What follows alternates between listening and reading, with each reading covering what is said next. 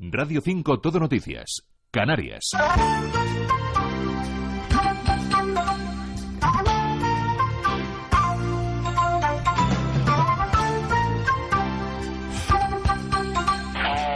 Everything is go here. We're just waiting for the cabin pressure to bleed to low enough pressure to open the hatch. It's about 0.1 on our... Planeta Vivo.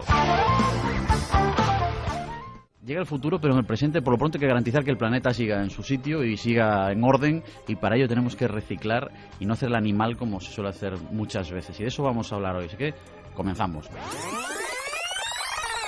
Planeta Vivo.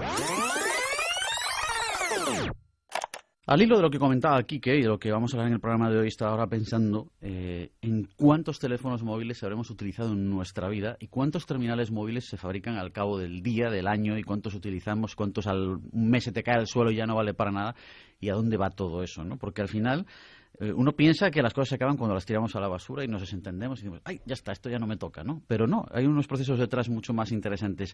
Y qué mejor que recurrir a una fundación que está haciendo una labor espectacular, la Fundación Canarias Recicla, en, bueno, pues poco a poco inculcar la cultura del reciclaje, que en otros países está mucho más avanzado. Aquí hemos hablado en muchas ocasiones, tenemos compañeros con familia japonesa, etcétera, y nos hablan un poco de la cultura japonesa y el reciclaje, y eso es algo que nos tiene muy alucinados.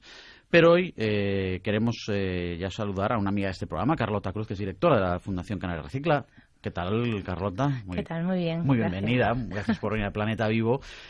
Como puedes ver, una hoja impresa, ¿eh? Has visto, todo lo utilizamos ya aquí. Hoy lo hemos hecho bien, ¿no? Para muy que bien. Hay que reducir. Hay que reducir. Bueno, Carlota, lo primero, tenemos que darte la enhorabuena porque hace pocas fechas has sido galardonada con el premio Mujeres Valientes de nuestros compañeros de TEI de Radio. Yo no sé, ¿hay que ser valiente para emprender este camino de inculcarlo del reciclaje? Bueno, la verdad es que el premio nos ha caído un poco por sorpresa. Es un premio que ha elegido a 10 mujeres en diferentes ámbitos de la cultura, del deporte, de la economía.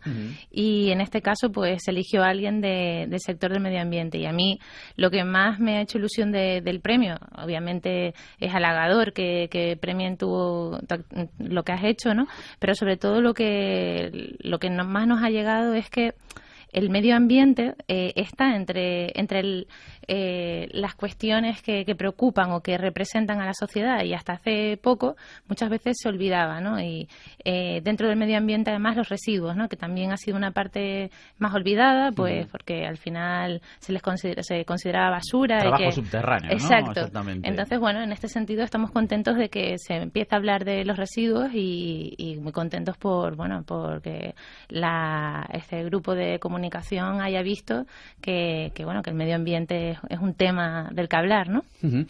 Estamos ya en pleno verano, Carlota, y no sé si la gente ahora se relaja un poco más y ¿quién no plantea, oye, pues el verano ahora pinto el garaje o pinto el trastero y saco cosas y me encuentro un ordenador MSX del año 80, ¡ala!, todo para la basura? La gente se relaja y pierde un poco lo que hay que hacer, sobre todo con los aparatos electrónicos, porque últimamente nos hablan mucho. Veía hace poco un reportaje que me impresionó mucho y me acordé además de vosotros sobre estos enormes, ¿cómo decirlo?, vertederos de ordenadores utilizados en África, en Gambia, etcétera, en estos países, que me quedé completamente, pero frío. Pues me gusta que me saques el tema porque es unas líneas de trabajo de la Fundación y en el que estamos muy implicados, ¿no? Canarias es uno de los puntos de salida de exportaciones ilegales de residuos de aparatos eléctricos y electrónicos a África, más representativos, ¿no? Hay otros, obviamente, hay puertos muchísimo mayores que los nuestros, ¿no? Y desde donde sale muchísimo más cantidad de residuos, pero Canarias, por nuestra cercanía y nuestra conexión con África, pues está sufriendo la salida de 1/3 de los residuos que generamos los canarios, de residuos de aparatos eléctricos y electrónicos, están siendo exportados ilegalmente a África. Entonces salen como si fueran exportación de bienes de segunda mano, pero realmente son residuos. Entonces lo que estamos provocando, esto está prohibido por el convenio de Basilea, pero actualmente no hay suficientes controles sobre este tema, aunque hay grupos de trabajo con la viceconsejería, con aduanas, o sea, se está avanzando, y a nivel europeo también se está avanzando incluso en la legislación sobre este asunto. asunto, ¿no? Para que realmente se pueda controlar el problema al que nos enfrentamos, pero todavía es un problema que existe, ¿no? Entonces, lo que ocurre con estos residuos es que llegan a estos países y llegan a vertederos, verdaderos vertederos ilegales, donde niños, hay un informe muy interesante que se llama Envenenando la pobreza de Greenpeace, ya de hace muchos años. También hay una activista muy interesante que es Mike Anane, que está en el Facebook. Ahora que mucha gente usa las redes sociales, pueden entrar y ver todas las fotos que él diariamente va poniendo. Y bueno, se trata de vertederos ilegales donde trabajan niños recuperando los materiales que contienen estos aparatos. Por ejemplo, el cobre de un televisor, pues tiene un valor en el mercado de los metales, tanto aquí como en África. La diferencia de lo que ocurre en una planta de tratamiento convencional es que se extrae el cobre, efectivamente, pero con unas medidas de prevención de riesgos laborales y unas medidas que hacen que se descontamine primero el fósforo que contiene ese televisor. Ahí son niños de 5 o de 7 años los que con una piedra rompen el televisor para acceder a ese material y inhalan el fósforo. Consecuencia de esto o de la quema de cables con pirorretardantes bromados, que son cancerígenos, o de la quema de otros materiales para poder obtener los metales que contienen, todas las sustancias peligrosas que contienen los residuos de aparatos eléctricos y electrónicos pasan al suelo, al aire, al agua, ¿no? Porque hay ríos cercanos. Entonces no solo es que estamos haciendo que estos países no se desarrollen, sino que estamos limitando las posibilidades de desarrollo a 50 años, porque son zonas que tienen muchísimos metales pesados que están contaminadas. Luego, niños, población infantil que está en contacto con esos metales pesados y que tienen problemas ya de desarrollo de riñones, neurológicos. Bueno, es un drama lo que está pasando. Yo es que me emociono con este tema además. Pero es que es un tema... es increíble lo que está ocurriendo y tenemos los medios en el primer mundo para pararlo. O sea, una tercera parte de los residuos que generamos, y generamos 18 kilos de residuos de aparatos eléctricos y electrónicos cada habitante por año, una tercera parte está saliendo a África desde el primer mundo, o a África, a China también, diferentes puntos, siempre en países en vías de desarrollo, porque descontaminar estos aparatos tiene un coste, pero si los envías a países en vías de desarrollo, pues no tienes que asumir este coste, ¿no? Y bueno, se trafica con ellos, ¿no? Yo me estaba acordando ahora, Carlota, de una frase, tú mira qué tontería, ¿no? En la película Braveheart, que yo creo que todos hemos visto, hay una escena, me parece que es en la batalla de Stirling, en la que el rey de Inglaterra le comenta a uno de sus hombres al mando que mande al frente a la gente ya, ¿no? Que una línea de ataque y que mande a la infantería. Entonces su segundo le dice, pero mandar a la infantería es mandarlos a morir, no estamos todavía en esa disposición. Y el tío le contesta, las flechas cuestan, los hombres no, ¿no? Es que aquí volvemos un poco a lo mismo, descontaminar cuesta, las vidas que pueda haber en esa gente, esos individuos invisibles muchas veces para Occidente que están en África, eso sí que no cuesta dinero, ¿no? Un niño se repone con otro niño y volvemos a lo de siempre, ¿no? Se organizan unas mafias en torno a este tema que llegan, Quique, a revolver un poco el estómago, ¿no? De hecho, la Interpol considera que se trata del área de crimen organizado con mayor crecimiento por el bajo riesgo, es decir, pues tiene un beneficio alto relativamente y muy poco riesgo. Por eso la exportación ilegal de residuos peligrosos en general, no solo del residuo de aparato eléctrico y electrónico, sino en general del residuo peligroso, es el área del crimen con mayor crecimiento, ¿no? En los últimos años. Sí, no hay sino que recordar el caso que ocurre con la basura en Italia, donde está en manos de la mafia. La mafia controla el negocio. Estamos hablando del negocio de la basura. Y la pobre África sufre las consecuencias de nuestros teléfonos que desechamos, pero también sufre las consecuencias de los materiales necesarios para construirlo. El caso del coltán, que ha provocado y provoca guerras en el Congo y mantiene la inestabilidad de esos países, y después encima se los enviamos para que contaminen doblemente y para ganar doblemente. Carlota, no sé si en estos años, y un poco al hilo, porque siempre aparecen noticias tecnológicas, vemos que todo es cada vez más tecnológico, dependemos más un poco de un ordenador, de una pantalla, etcétera. No sé si en estos últimos años, en el tema del reciclaje, ha ido bajando el porcentaje de preocupación sobre la materia orgánica, por ejemplo, los orgánicos, etcétera, con respecto a los aparatos electrónicos. ¿Cuál de los dos ocupa hoy es el foco de mayor atención y de mayor preocupación? Todo es importante. La materia orgánica no está... Vamos a ver, cada cosa es importante por una cuestión, ¿no? O sea, en el caso de los residuos de aparatos eléctricos y electrónicos son peligrosos, muy peligrosos, si no se descontaminan adecuadamente por los metales pesados que contienen y los gases de efecto invernadero que contienen los aparatos frigoríficos y congeladores. Entonces, bueno, ahí hay una peligrosidad que hay que tratar y de hecho se está legislando, ha salido nuevo, por ejemplo, una normativa sobre gases fluorados, se está poniendo un impuesto sobre los gases fluorados para que los instaladores de aire acondicionado recuperen esos gases, ¿no? Y no se emitan a la atmósfera. Bueno, pues tienen por el potencial de calentamiento atmosférico que tienen estos gases. Y el tema de la materia orgánica, aunque no está creciendo, porque de hecho con la crisis ha bajado la cantidad de materia orgánica, intentamos no tirar comida en casa y demás, ¿no? Lo cierto es que la materia orgánica sí que es un reto en la gestión porque es lo que baja la calidad del resto de material. Es decir, al mezclarse con la basura, con el resto de los materiales, pues se ensucia, ¿no? El material. Un envase que ha estado en contacto con materia orgánica porque, por ejemplo, no lo hemos tirado al contenedor amarillo, que era donde teníamos que haberlo depositado, sino que hemos puesto en el contenedor de recogida de basura en masa. Al entrar en contacto con la materia orgánica, pues ese envase, como materia prima posterior, pierde valor porque está sucio, ¿no? Porque se ha ensuciado y se degrada.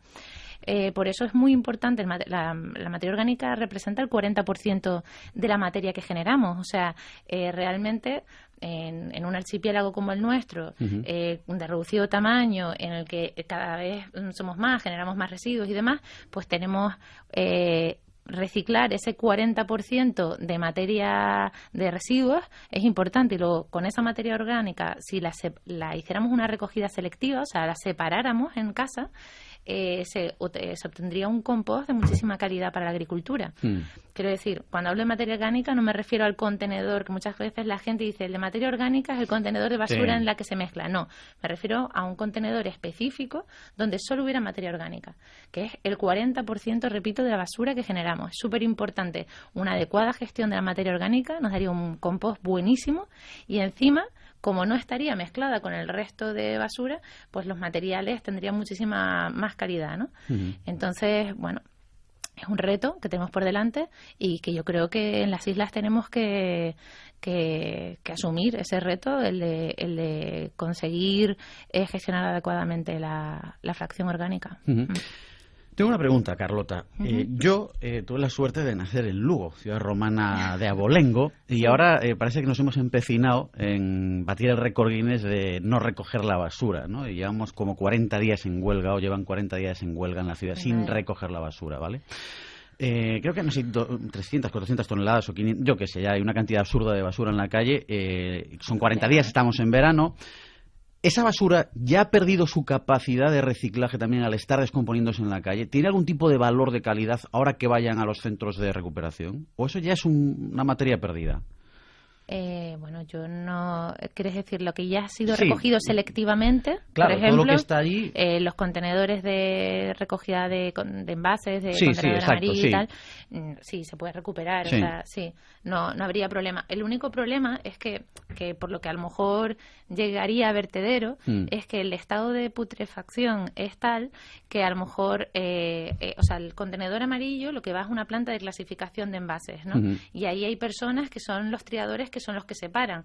A lo mejor se pierde ese contenedor porque se decide que a los trabajadores no se les puede someter por tema de salud. Por tema de salud, de higiene, o sea, porque a lo mejor huele muy mal, no lo sé, no sé cómo estará la situación, ¿no? Horrible, pero por lo que me dicen, horrible. Yo creo que en principio no habría problema en recogerlos y pasarlo por una planta de clasificación.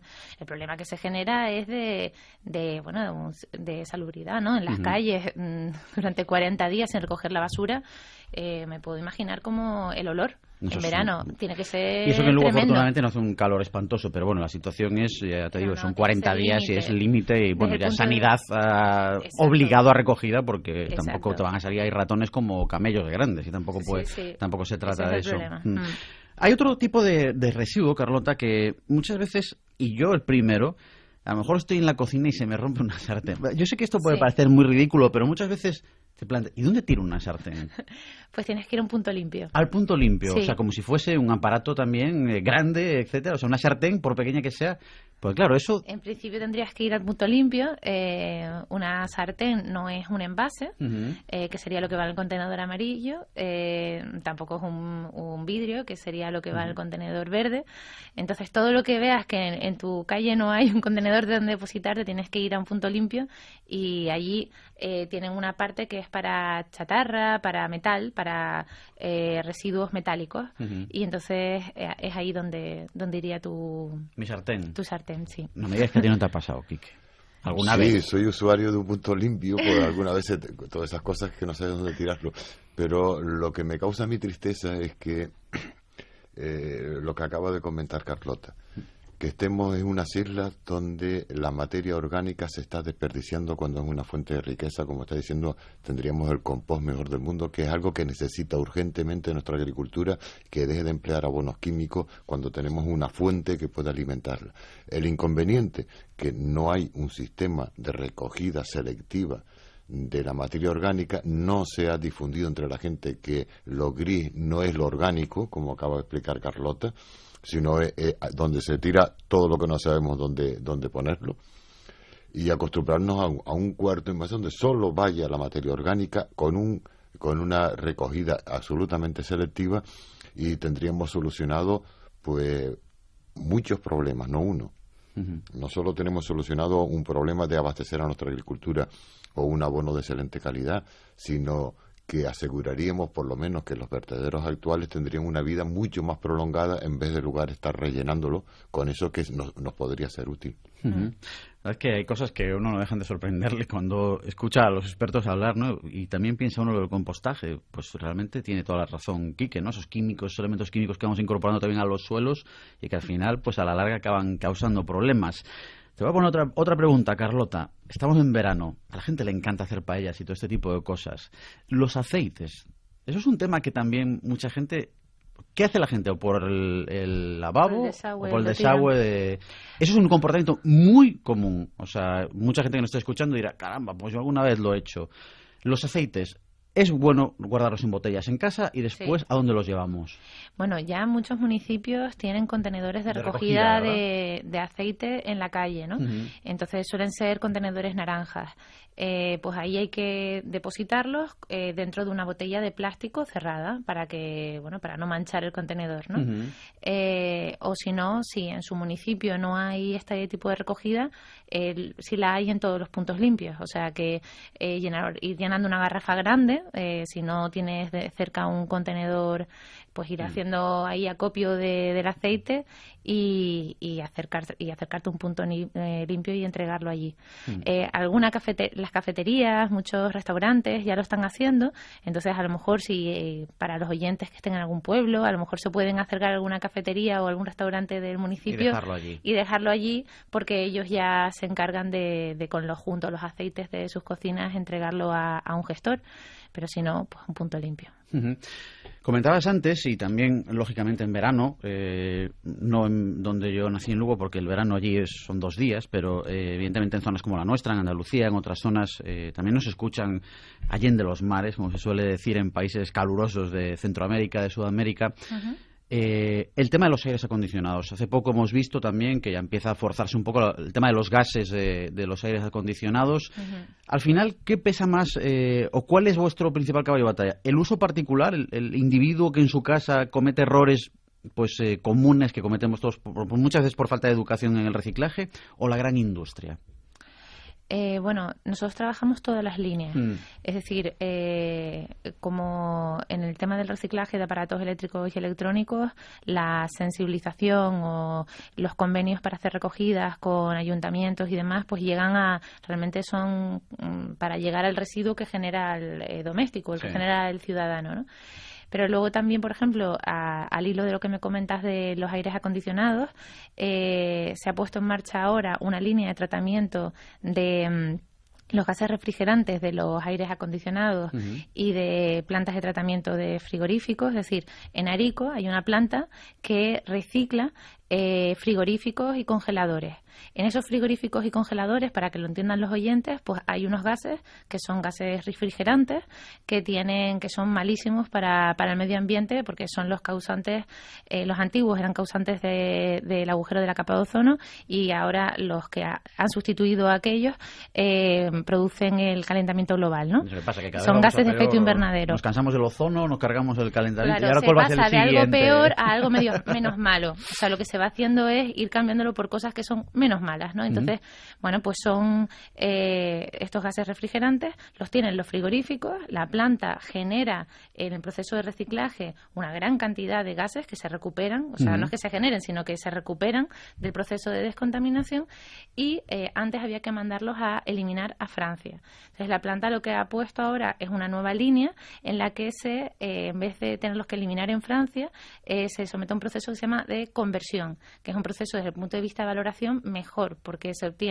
no se tiene que quemar, sino que se obtiene una sal que tiene una salida comercial y demás.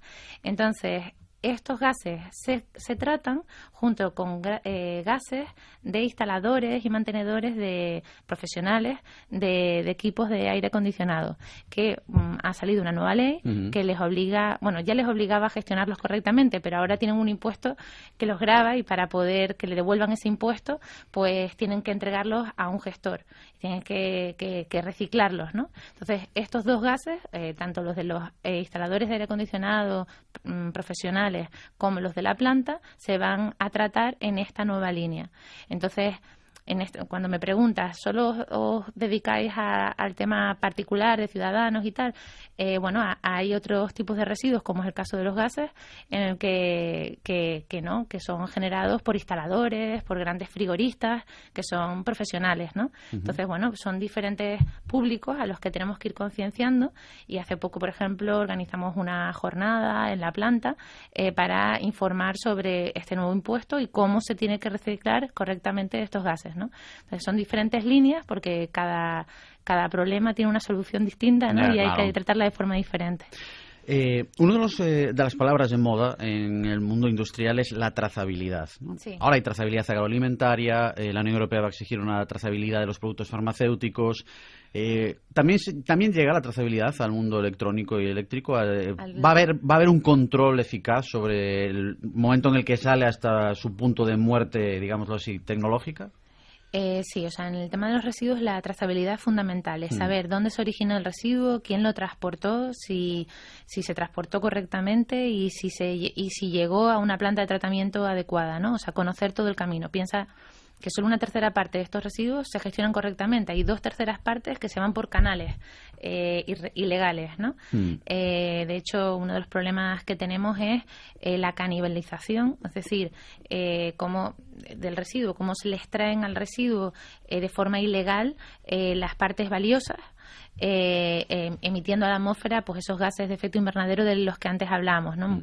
Mucha gente entra en los puntos limpios y pues manipula estos aparatos, ¿no? Entonces, para nosotros es fundamental conocer todo el viaje que hace el residuo, para nosotros, incluso yo lo hablo a mí como ciudadana, ¿no? Sí. Que me gustaría, cuando tú entregas un residuo en un punto limpio o en un distribuidor, porque tenemos derecho a entregar cuando compramos un aparato eléctrico, tenemos derecho a que nos recojan el viejo, ¿no? En el distribuidor. Pues cuando voy a mi tienda o cuando lo entrego en un punto limpio, pues quiero saber que realmente ese residuo no termina contaminando África. Yo quiero saber que ese residuo termina donde yo lo estoy haciendo bien, yo quiero que realmente termine donde tiene que terminar, ¿no? Entonces, para eso Europa está en ese camino, ¿no? Sí. Y de hecho la nueva normativa RAE que va a salir va en esta línea, ¿no? Ya dice que este es el camino por el que hay que seguir. Pero nosotros nos hemos metido en un proyecto de la Fundación Ecoled, que es un proyecto LIFE, en el que, bueno, ya está finalizado, ¿no? Ya lo tenemos completamente implantado, pero en los 2 últimos años ha ido trabajando en este tema de la trazabilidad. Son unas etiquetas que se colocan al frigorífico, por ejemplo, en el punto limpio donde se entrega, las coloca el gestor, que va a retirar el aparato, y se va con se van haciendo unas lecturas en diferentes puntos, cuando llega al almacén, cuando sale del almacén y se envía a planta, y luego al llegar a la planta, cuando entra en la planta también se vuelve a hacer otra lectura, y va sabiendo todos los pasos que siguió, todo el camino que recorrió el frigorífico. Y en la línea de tratamiento, de hecho, hay un arco.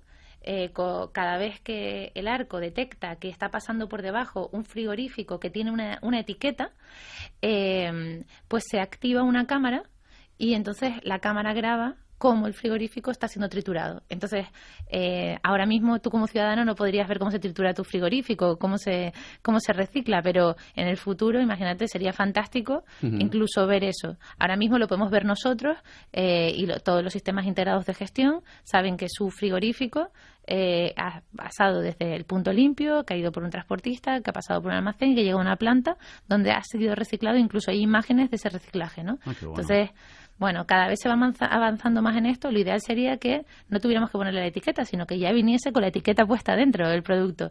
Es decir, que todos los productos tuvieran como un código de barras que fuera su ADN, ¿no? Y que ahí viniese toda la información. Bien, pues el tema de la trazabilidad es algo que nos interesa mucho porque, como bien dice Carlota, muchas veces nos dan gato por liebre y nos podemos encontrar con que un producto que creíamos que habían metido por la puerta de delante sale por la puerta de atrás y vuelve al mercado. O incluso puede irse en uno de esos barcos que, como comentabas tú, se van para África y nunca más volvemos a saber de ellos, ¿no? Efectivamente. La Unión Europea, en este aspecto, muchas veces da la sensación de que va un poco a pie cambiado, ¿no? Va un poco a la contra, ¿no? Jugando en este tema, porque parece que va a golpe de noticia o a golpe de escándalo, por así decirlo, para reaccionar. No sé hasta qué punto eso es contraproducente a la hora de presentarle al público general unos resultados de una acción eficaz. Bueno, el mundo, o sea, no sé, la Unión Europea es verdad que actúa, tiene unos procesos internos en los que sí, que desde que se empieza a hablar de un tema hasta que sale efectivamente la directiva y luego se transpone al ordenamiento jurídico, te parece que han pasado 1000 años, ¿no?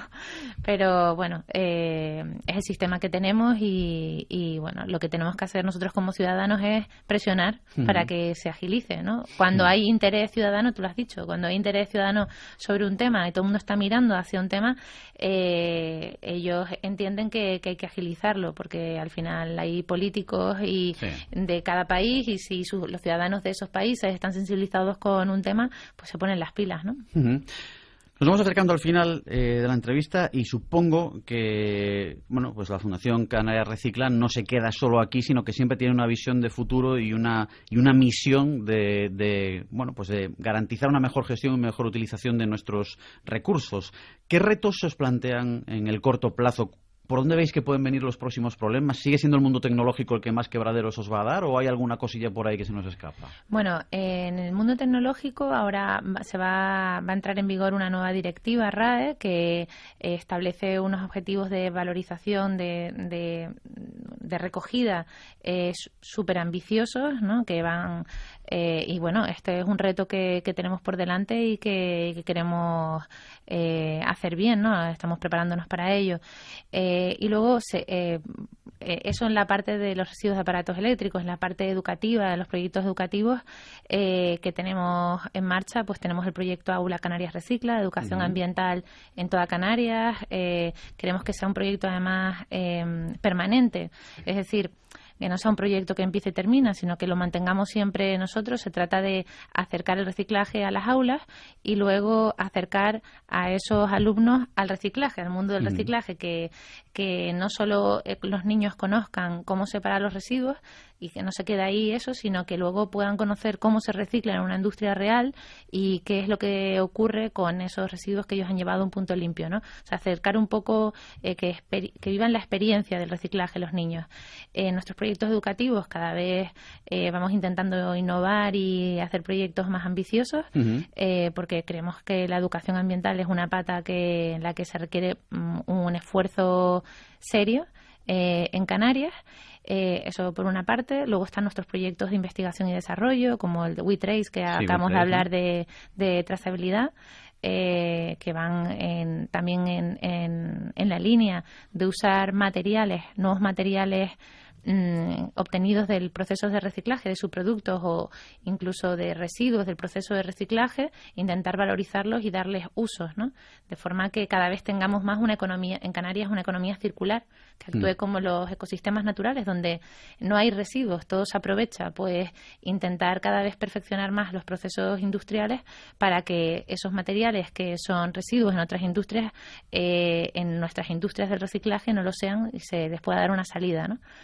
Y yo creo que me queda alguno. Y luego nuestros proyectos de cambio climático. Sabes que el cambio climático es como la prioridad para la Unión Europea. Y también lo es para nosotros. Y creemos que además en Canarias es un excelente laboratorio natural para poner en marcha proyectos de cambio climático que puedan replicarse luego en otras zonas de Europa. Sobre todo también porque el hecho de que tengamos límites geográficos, una aduana propia, un régimen económico y fiscal propio puede hacer que ver si funcionan o no funcionan actuaciones a nivel, primero aquí, en un territorio más controlado y luego en la Unión Europea. De hecho, esperamos que poder aplicar nosotros esos controles a la exportación de residuos, ser los primeros en poderlos aplicar cuando salga la nueva normativa, porque ya se ha venido trabajando ese tema aquí en Canarias más que en otras zonas, y espero que aquí seamos los primeros en implantar esos controles efectivos. Pues ya ven, no me dirán que no es una persona... ¿Cómo no la van a premiar? Si escuchar... Lo que sí te voy a decir una cosa. El cambio climático de verdad está en el estudio de Radio Nacional, porque nos tienen sin aire acondicionado castigado, y esto sí es cambio climático e incremento de temperaturas, ¿me entiendes? Esto va a ser un boicot aquí a Planeta Vivo. Carlota Cruz, que es directora de la Fundación Canaria Recicla, es un placer escucharte. La verdad es que yo no sé si te pongamos una sección aquí en el programa. Tenemos que llegar a un acuerdo y poner una sección semanal de consejos de reciclaje y de temas de reciclaje, porque la gente seguro que eso lo agradece, porque muchas veces no es por pasividad sino por desconocimiento lo que la gente realiza, ¿no? Pero bueno, de todas formas da gusto ver cómo una institución, una fundación como Canarias Recicla está en la vanguardia, que ya es difícil porque muchas veces la insularidad es doble en muchos aspectos, y que bueno, pues que el medio ambiente y la tecnología y los avances pueden utilizarse en beneficio de todos, no solo de unos pocos. Así que enhorabuena, Carlota, enhorabuena a la fundación en general, y encantados de tenerte aquí en el programa, en Planeta Vivo. Muchas gracias. A ti.